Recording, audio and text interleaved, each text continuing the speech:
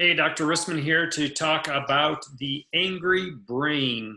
What we're really looking at here is physiology and or pathophysiology regarding anger, how that affects our nervous system, and what actually happens in an anger episode, and the different types of anger and how they light up in the brain.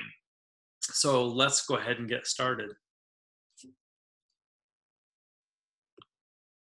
So just a review of a few of the parts of the brain, the limbic system and the orbital frontal or prefrontal cortex. So the higher brain and then the lower inner brain. Those are two different parts. I mentioned those two different parts because the process by which we experience an anger episode, a rage episode, really more specifically, details those parts. So when we look at the limbic system is more of the emotional reactive system. That's more of the old brain or the animal brain. In there we find the amygdala, where the fear, based on a stimulus, a fear is generated. Fight or flight is also what happens is fear gets generated, and then we get a reaction, which is a fight or flight or freeze reaction in response. So, it could be the fight, the aggression, anger, as a response to a threat. So we'll talk about that in just a few minutes. The hippocampus, this is an older part of the brain involved with learning and memory. So when a memory gets generated, we might get sweaty palms as a result of an old experience of anger, or of a fear or some sort of a threat that causes a reaction. If that part of the brain is damaged as a result of a stroke or some sort of a lesion like a cancer, you could get overreaction. Not only those things, but also if there is overstimulation of that part of the brain. And we're starting to learn about the things that can do that. Watching video games, for example, can really trigger that and could cause a hyper reaction in response to a threat. So we'll keep that in mind. Then there's the hypothalamus. The hypothalamus, remember, is the connection between the endocrine system and the neurologic system. It's the communication there. And so it regulates what happens. So information comes in the form of a chemical to the hypothalamus, and we generate a response that either to stimulate the parasympathetic, relax, all good, or sympathetic, you better fight, flight, or freeze. So this can trigger what we call defensive aggression, which we'll talk about in just a few moments. Let's see. And then the orbital frontal.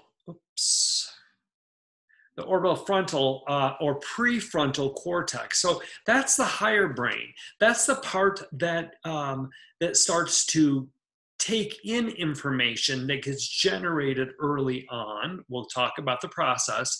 And this is what causes us to not react or to react to an impulse. Usually what can happen is when we get an impulse that gets generated in the limbic system, and then our prefrontal cortex says, yeah, you know what, maybe we should not do that. Let's rethink that. The prefrontal cortex, orbital frontal cortex, those are not as well developed in young people.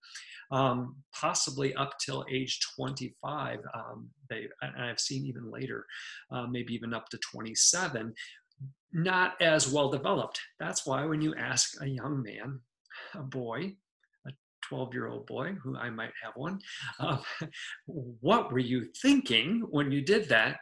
He wasn't thinking. He wasn't able to reason through and stop the impulse. He just had this idea, I'm just going to jump off the roof because I think it's, I'm going to whatever. And you're thinking, what? It's because they don't have that ability yet. they don't have the executive functions to prioritize behaviors, to be able to lay steps out in terms of making something happen. And then also when somebody else has a reaction, understanding and processing that. So our eyes are able to look and go, I wonder what's going on there. Instead, we react. We are not able to think through the reaction. We simply react and do like I did the other day, pull the dagger off the wall and throw it without going, wait a second, I wonder if that person is hurting and that's why they said that. We're not able to do that. Some people have a well-developed prefrontal cortex. Some of us need to develop that perhaps even more. Okay, 5 basic emotions, kind of want to just remind here. Anger, fear, joy, sadness, and that's actually 6. Sadness, surprise, and disgust. I think disgust is a kind of a newly added one. And that is a visceral feeling of, and it is considered by some an emotion. Social emotions, reactions to or related to those 6 basic ones: shame, a sense of shame, a sense of guilt, embarrassment, pride, hiding. So those are reactions. So those are the social emotions. Reactions would be fight. Okay, so sorry, I don't have this organized as well as I wanted to. So the reaction to anger would be fight, oppose, attack. Okay.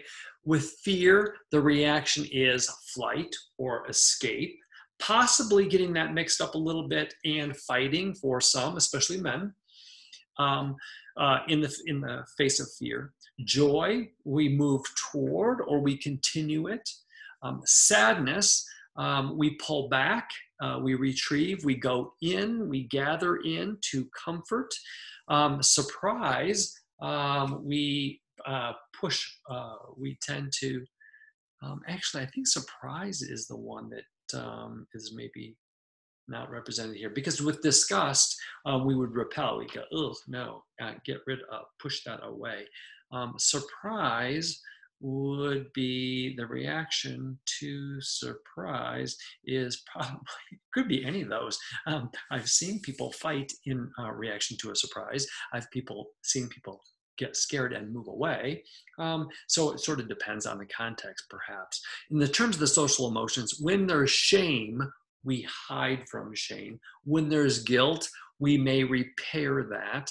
When there's embarrassment, we change our behavior.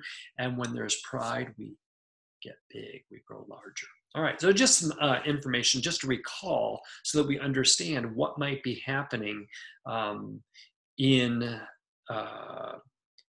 the context of the physiology. Okay, so this is from Larry Seaver, The Neurobiology of Aggression and Violence. It's a really good article, so take a look at it. I think Seaver did a lot of early work, and there's been new developments, but it's really foundational. I think it's really helpful to understand this process. So the failure of top-down control systems in the prefrontal cortex to modulate aggressive acts that are triggered by anger, provoking stimuli appear to play an important role. In other words, so we get stimuli. I think I want to jump ahead to a slide. So yeah, let's start here. So input from the eyes, the ears, or other sensory systems.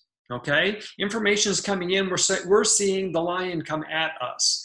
Or we're seeing somebody want to say, we're hearing someone say something negative, like an insult to us, okay? Information comes in and it goes to the amygdala, and then we possibly create a defensive posture or an aggressive reaction. And then other information goes up into the frontal cortex to say, yeah, they were just joking. Or, okay, so they said something insulting. You can handle this. Don't react here. Or it was grandma that said that, and she wasn't sure what she was saying, or whatever. We interpret it, in the prefrontal cortex, okay? The first pathway going up to the amygdala is reflexive. It does not, it doesn't go to the brain first. We actually just react. Man, okay, or whatever it is. It's a physiologic reaction, reflexive. It's not a conscious thought, which is a slower pathway. That's the second thing that we go, oh, yeah, okay, I understand why that person did that. Or, oh, it's just grandma. Or it is, they were joking around. Or it was in reference to something that was said earlier, whatever. And so that first pathway prepares the reaction, the reaction to the stimulus. And then the second part is the part that says, okay, modulate that. Well, the problem that Seaver talks about is the top down. In other words, the second part to control the first part is problematic. So we're not able to modulate. Once we get that limbic system going, it's sometimes hard to modulate and control the reaction that's been generated. An imbalance between prefrontal regulatory influences, or in the case of a younger person, they may not have that development of that prefrontal influence, and a responsivity of the amygdala. In other words, a person may have a little bit of sensitivity, a little bit of overreaction. Some of us are wired that way, or we have been stimulated enough in our life, or we've had plenty of coffee, or whatever it is, maybe not enough sleep, whatever. And therefore, we tend to be a little bit hyper-responsive. The fact that we're not having enough of this, and we're having too much of that responsiveness, ooh, bad combination. All right, insufficient serotonergic. So serotonin is an inhibitor or an inhibitory or excitatory? Inhibitor, good. So if you don't have enough serotonin, you can actually decrease that top-down control. You don't have the ability to control it, to inhibit.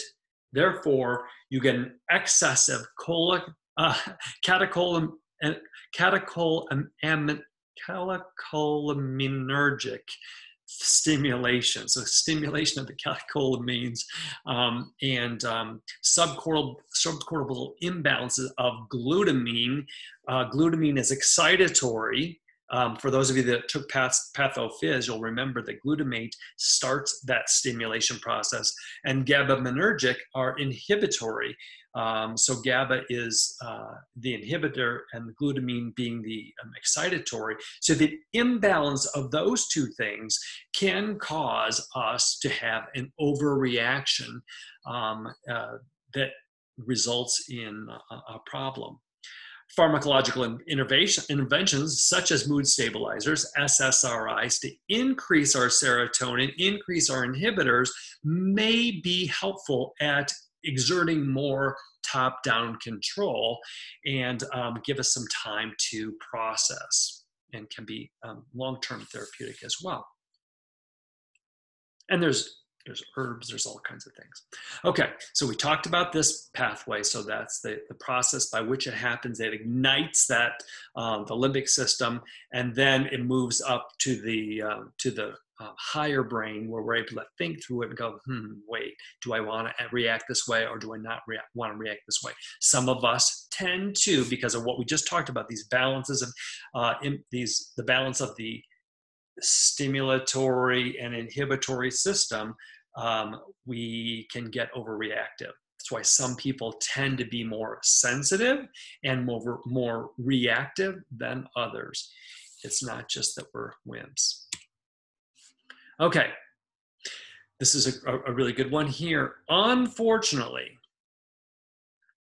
the neural connection from the cortex, the higher brain, thinking brain, down to the amygdala are less well developed than are the connections from the amygdala up to the cortex. Thus, amygdala, greater influence. Those of us who are emotional tend to have more amygdala. okay? So we have greater influence, it has greater influence on the cortex than vice versa. So it reigns. It's the king, and the cortex goes, well, let me think about it. And by then, we've already had the major meltdown reaction. We've thrown the dagger or whatever.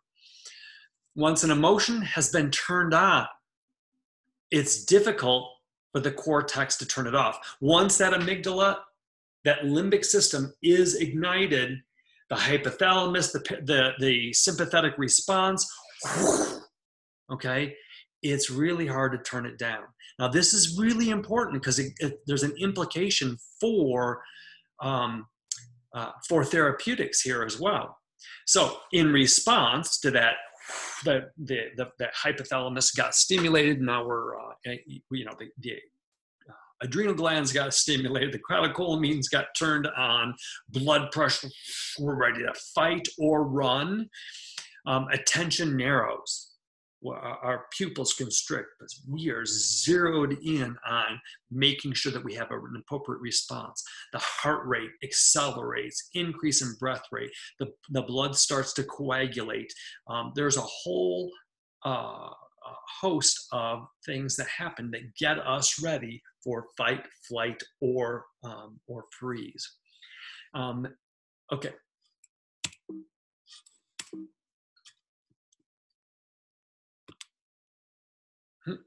Asking someone to count to 10 to avoid blowing their top. Is it helpful? If it worked, it would be.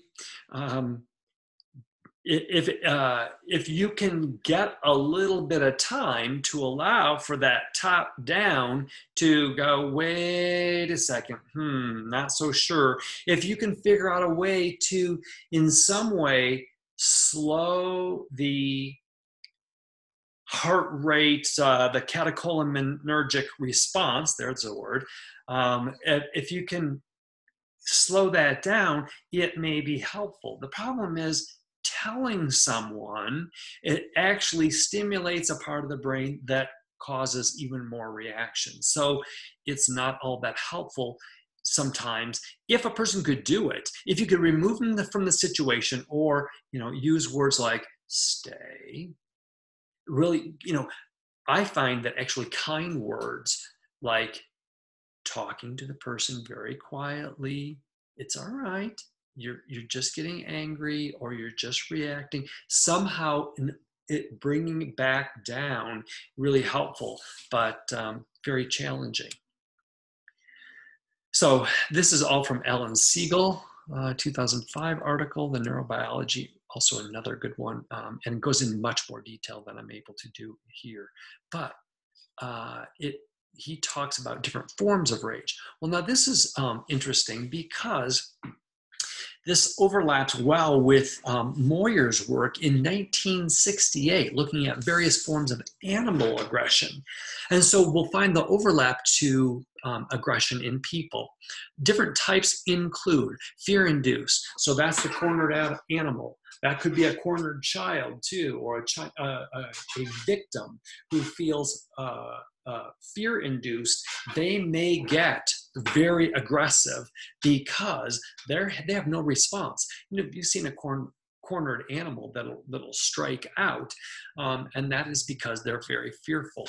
Horses will get into that as well. If they are a prey animal, and therefore when a predator corners them, they will strike out, and oftentimes you'll see that behavior. Most of you know I have horses, and I see that. But children can act that way, and that can actually be detrimental, or a victim can act that way. And it could help save their life, but it also could endanger them, because if the predator, the aggressor, is more powerful, it'll actually cause possibly more damage. So it's really important to understand this. Maternal aggression. So this is anger, as a result of you did what to my child, or the child is about to get hurt, and here comes this aggressive. There's a threat to one. It is inherent. I should say, what's the right word? innate, that happens, and what a good thing. This is the mama bear, right? Yeah, mama bear, papa bear. It happens with me as well. Sex-related aggression. So sexual arousal can cause a strong stimulation in some people. My guess is that there was a historical issue, that historical meaning in childhood, something that triggered a connection to sexual arousal, and you can get into some pretty strange, that's really judgmental, very different sexual behaviors that some people it's compatible with other people, and that can work out. For others, yeah, not so much. But you can get into some of this S&M kind of stuff that's really a turn on, but it requires a lot of communication and maturity on the part of people to be able to handle this. Enough said. Predatory aggression. So in predatory aggression, this is where there is a predator, and there is somebody who is vulnerable, and something gets instinctively turned on in that animal that says, "I'm going to eat you." Okay, and my guess is that there is a little bit of overlap in terms of parts of the brain. Not my guess, my understanding, in some sorts of aggression that we'll be talking about. Irritable aggression or affective rage, our affect, our sort of our emotional rage. Again, this is a response to a threat, intimidation, or some sort of even environmental conditions like cold or heat. Heat especially can cause us to become really irritable and can cause an affective rage. But what I want to go back to is response to a threat. Remember what Pema Chodron said? That anger is a response to a threat that causes a feeling like fear or hurt. Damn it, that hurt. Okay? That is there's a threat, and man, that hurts. And I pull the dagger off the wall because I can't tolerate that feeling, and I'm going to stop it. Right? So this is affective rage, and that's what we need to go to next. We're going to focus specifically on affective rage. So 1988, the Malloy article describes affective rage. So it's a response to a threat. He says that it's very impulsive. It's very destructive to the aggressor. In other words, you said something that pissed me off, I'm going to hurt you. Okay, I'm going to throw the dagger. I'm going to throw an insult back at you, whatever it is. And it's aversive. It stops that aggressive. There is a sympathetic arousal to it. The fight or flight happens when somebody says something that pisses us off. We have an impulsive reaction to that. Again, this is affective rage. The goal, to reduce the threat, quit saying that, or quit doing that to me. And reduce the level of tension. Another feature, the aggressor can easily show displacement of threat from one object or person to another. So this is called third-person violence, when you get transference, where there is a threat. My response is to respond, to create a reaction and displace that to a third party. In other words, I go and something makes me mad. I have an affective rage and I go and kick the dog. Unfortunately, this happens where we, as humans, not us, but those other people, abuse children. We abuse whoever. We're mean to people, whatever, because we took home office stress, or something happened personally here and I transfer it here. This is affective rage. Due to sympathetic arousal, and it is limited. So people do feel real guilty afterwards. It is truly guilt because they wish they wouldn't have done that. It was a sympathetic response. It does not mean that it is totally excusable, but you need to understand the physiology, and that's why we need to temper, and we need to work with people with anger.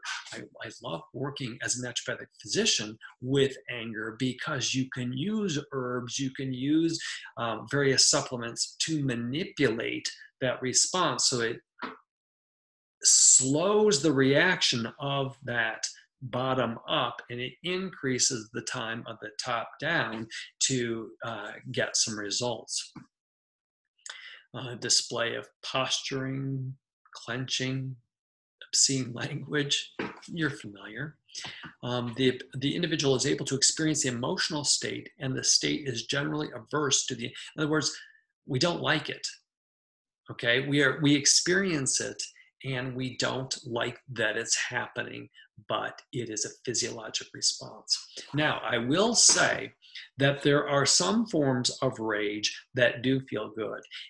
It's almost like an addictive feeling, that it feels so good that a person can't slow the process. It feels so good to just generate the rage response. Afterwards, it's aversive to the individual, but during the response, because it's a sympathetic response, you've gotten a sympathetic response before, feels pretty good, and it can be empowering, and it can actually promote, especially for men who feel unempowered, to feel powerful, and therefore it sends the reaction along even further, especially when we feel unempowered.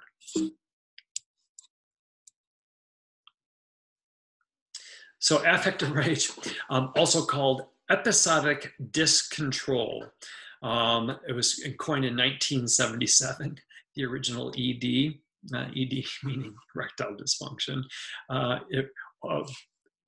think it was kind of an interesting juxtaposition there. But he proposed that it results from an imbalance of urge control mechanism in which one mechanism is overwhelmed by an intense drive, or poorly developed mechanism is overwhelmed by a normal urge. Are you understanding what I mean there? So you either have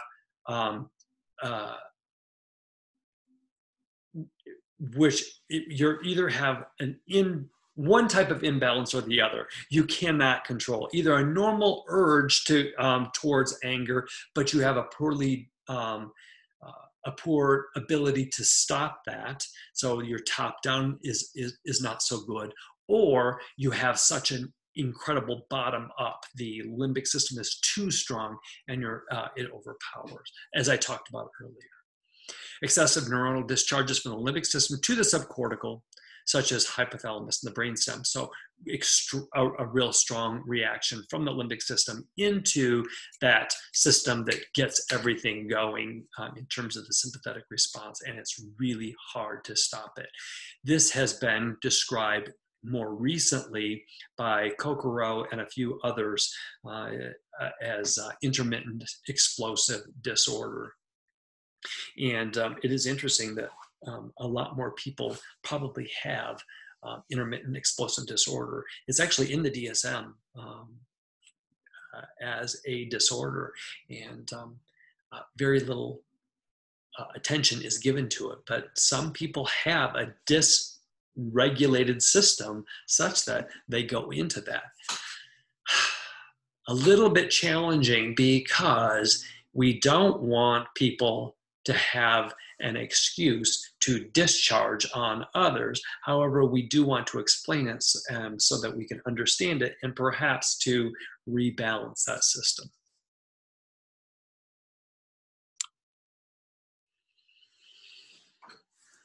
Neuroanatomical structures involved in defensive rage.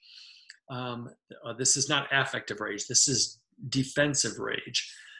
Results of ablation, so destruction, or a lesion, and then stimulation, all point to the likelihood that the medial hippocampus, and the periaqueductal gray, which may or may not mean anything to you, contain the key neuronal pools that are necessary for the expression of defensive rage behavior. So defensive rage, we understand the pathophysiology. We understand the parts of the body that light up. And in doing so, because of various studies, so perhaps we can manipulate using chemicals to help decrease defensive rage. Again, gets into the more specific parts of the brain. The periaqueductal gray receives information from other areas like the amygdala and gets it started. The prefrontal cortex activates the hypothalamus, and you get this whole chain response. So predatory versus defensive rage. So predatory aggression, which implies predatory aggression. I didn't say this earlier, but that is actually pre-calculated. That's when there is predatory, that actually requires a different part of the brain, a higher level thinking brain, and that's premeditated. In other words, a person is thinking about it long before, whereas defensive rage is strictly a response. So interestingly, that they work reciprocally. Regions of the brain that are involved with predatory aggression different than defensive rage. And actually what happens is excitation of one will cause inhibition of the other and vice versa. So the two parts of the brain can't be happening. And so one could look at this in terms of criminal justice or criminal investigation, that you could look at what parts of the brain might have been activated, and was this premeditated or was this defensive? And it kind of gets really interesting from there. Just mentioning that. So in terms of neurochemicals, you don't need to know this, but I want to share this with you anyway. There are a number of these substances. I talked about glutamate and GABA, glutamate being excitatory, and remember the NMDA receptors in the brain that causes discharge. That can happen when there's a brain injury. Will get discharge of glutamate and causing excitation, and that can cause significant damage. Remember that if you were in Pathophys. And GABA, the opposite, GABA is inhibitory, and it helps to mediate and slow down the hypothalamus. So we go, okay, it's all, calm the system down, pull back on the throttle, so that we don't continue that sympathetic stimulatory response. Opioids have various effects, mostly the suppressive, but not always. Sometimes they can cause irritability. Serotonin suppresses rage, so we would want to use serotonin and or 5-HT, 5-hydroxytryptophan, which is a precursor to serotonin, may be useful, or you might want to use herbs that stimulate 5-HT. Substance P. Substance P is involved with what? Pain. Yep. So pain. And so when we are in pain, that facilitates aggression. So environmental conditions, as I said earlier, we're uncomfortable and we lose it. God darn it, it's hot. And we just have this incredible reaction. And again, it's real because substance P gets activated. Those are the ones I'm going to mention at this time. But the next slide, I think, is alcohol. So here's interesting. So alcohol increases defensive rage. So we get really reactive with alcohol, it lowers our inhibition. But interestingly, it inhibits predatory acts. So we're not premeditating. If we're thinking long term, I need to do this, likely alcohol would decrease that and not be related to predatory attack, but rather with stimulating your defensive. So when somebody says something and you get ticked off by it, if you've been drinking, you're going to explode. And so this is why we see a lot of violence with alcohol, because it increases our ability towards a defensive rage. Remember, defensive not meaning somebody's attacking you. No, that's exactly what it means. Attacking you, but what we mean by attacking is somebody says something or irritates you or calls you a name or doesn't do what you told them to do or anything. It lowers our inhibition towards that, and therefore we go into a rage. Okay, so alcohol not good if you are someone who is reactive to affective rage, but predatory, it will inhibit, but calculated. So we could say alcohol increases state anger, but decreases trait anger as a trait that's more long-term. GABA and GAD. So GABA is an inhibitor. It's a chief inhibitory neurotransmitter. Glutamate decarboxylate. Now, you don't have to know this. I just want to share this with you. So it actually breaks down. Actually, I think that should be decarboxylase because it's an enzyme that breaks down glutamic acid into GABA. Okay, so two things. You want something that increases GABA in order to calm the response, or that increases GAD, the glutamate decarboxylase, which breaks down excitatory glutamic acid into GABA, which is inhibitory. The reason why I'm telling you that is because of this. So look at the botanicals. So this is in 2007. We know much more about this. Somebody needs to help me write more about this one. This is quite interesting. So Centella asiatica. Centella asiatica is gotu kola, and it increases glutamate decarboxylase. So it breaks down glutamate into GABA. So we want Centella asiatica because it contains asiaticosides. But interesting, better in low doses. High doses decreases the GAD, and that's not what we want. So paradoxical effect there.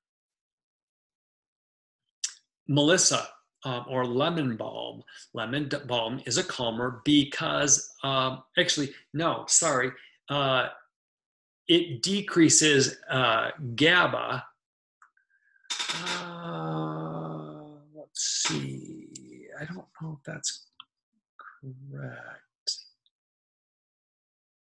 Decreases GABA T. GABA T is actually a type of GABA, and it strongly decreases that. And actually, I think that's I've got to look that one up. Sorry. So it's actually anxiolytic. It actually decreases GABA T, which is what you want to happen. GABA it's a different type of GABA. Valerian, as you know, helps make us sleepy. It increases GAD, as does pipermethysticum, which is kava kava. Kava kava helps to break down that excitatory, and there are 4 causes. I've got to look up the GABA T. My apologies, guys. Scutellaria, which is skullcap, Hypericum, St. John's wort, Passiflora, passion flower. All of those decrease GABA T. GABA T must be I forget what it is, but it is actually something that inhibits. Matricaria, or chamomile. Chamomile actually inhibits GAD and can be, despite the fact that it is used as a mallower, it has a different action here. It does not work in the same way. Neither does hops. Beer. Beer actually, as we said, beer may inhibit or allow more of a defensive or affective rage. So kind of interesting. We need to study this a little bit more. Clearly I do.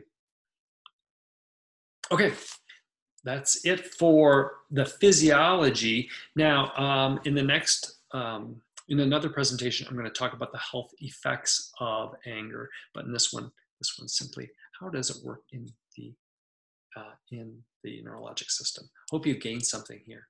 All right, bye-bye.